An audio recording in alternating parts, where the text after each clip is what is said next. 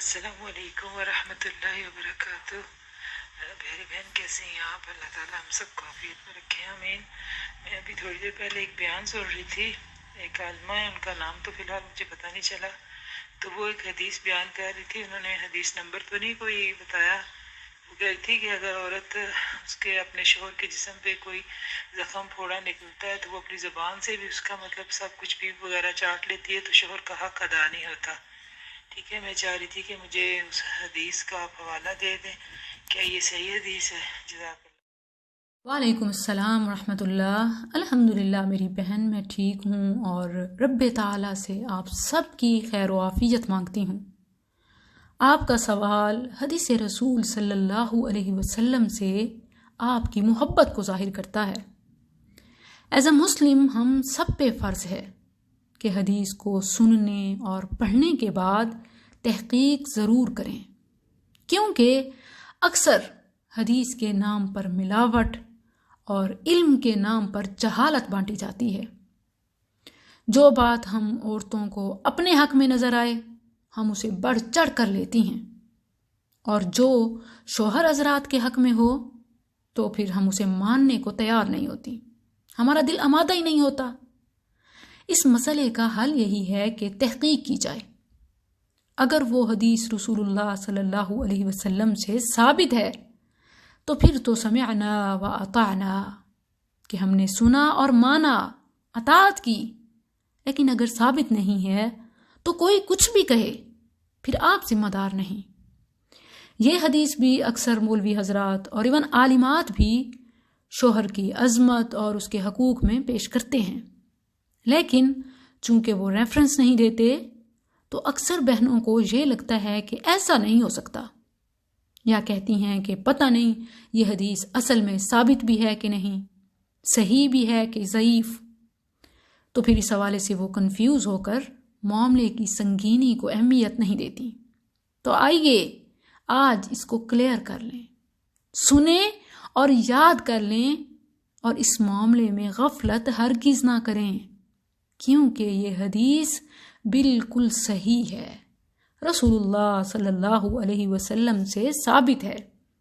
صحیح ابن حبان میں پیج نمبر 472 عن ابی سعید الخدری رضی اللہ عنہ قال جاء رجل الى رسول اللہ صلی اللہ علیہ وسلم بابنۃ اللہ فقال یا رسول اللہ هذه ابنتی قد ابت ان تتزوج، فقال لها النبي صلى الله عليه وسلم اطیعی اباک، فقالت والذی بعثك بالحق لا اتزوج حتى تخبرني ما حق الزوج على زوجته، فقال النبي صلى الله عليه وسلم حق الزوج على زوجته أن لو كانت قرحة فلحستها ما أدت حقه، قالت والذي بعثك بالحق لا أتزوج أبدا، فقال النبي صلى الله عليه وسلم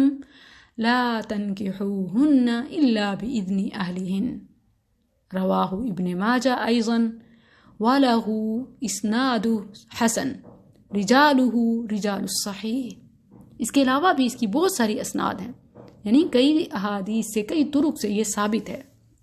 سیدنا ابو سعید خدری رضی اللہ عنہ روایت کرتے ہیں کہ ایک شخص اپنی بیٹی کو نبی صلی اللہ علیہ وسلم کی خدمت میں لے کر حاضر ہوا اور عرض کیا میری اس بیٹی نے نکاح کرنے سے انکار کر دیا ہے۔ آپ صلی اللہ علیہ وسلم نے اس کی بیٹی سے فرمایا اپنے باپ کی اطاعت کر۔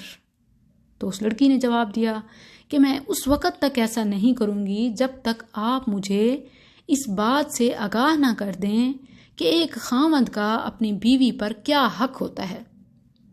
نبی صلی اللہ علیہ وسلم نے فرمایا خاوند کا حق اپنی بیوی پر ایسا ہے کہ اگر اس کے بدن پر کوئی زخم ہو اور اس کی بیوی اس کو چاٹ لے، یا اس کے ناک سے پیپ یا خون بہ رہا ہو اور اس کی بیوی اس کو چاٹ لے، پھر بھی وہ بیوی اپنے خاوند کا حق ادا نہیں کر سکتی۔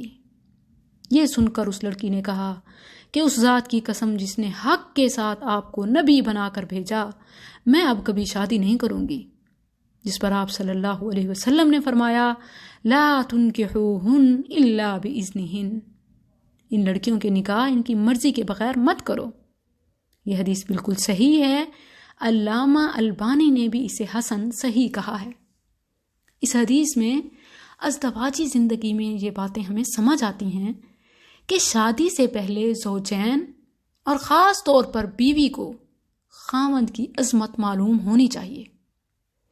یہی وجہ ہے کہ اس حدیث میں جب والد نے اپنی بیٹی سے شادی کی بات کی تو بیٹی نے کہا کہ میں شادی نہیں کروں گی، کیونکہ اسلام میں خاوند کے بڑے حقوق ہیں جن کو شاید میں پورا نہ کر سکوں۔ معاملہ خدمت نبوی میں پیش ہوا، آپ صلی اللہ علیہ وسلم نے بھی خاوند کا حق بتایا، اور یہ ثابت ہوا کہ زوجین میں سے اگر کسی کی برتری ہے تو وہ خاوند کی ہے۔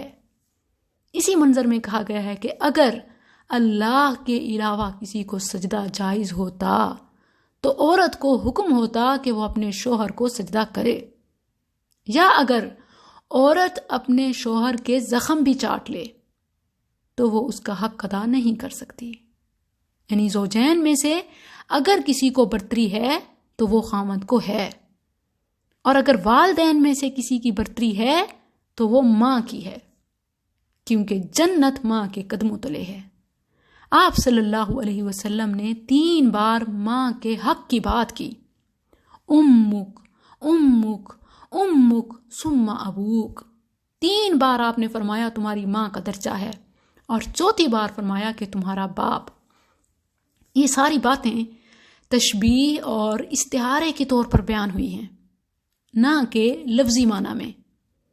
نہ عملاً جنت ماں کے قدموں تلے ہے، نہ ہی بیوی شوہر کی پوجا کر سکتی ہے، اور نہ ہی زخموں کو چاٹنا جائز ہے، بلکہ یہ تو صرف 2 انسانی رشتوں میں سے کسی ایک کی بلند ترین اہمیت کو واضح کرتی ہے کہ والدین میں سے اگر کسی کی عظمت بلند ہے تو وہ ماں کی ہے، اور زوجین میں سے اگر کسی کو بلند درجہ مل رہا ہے تو وہ خاوند کا ہے۔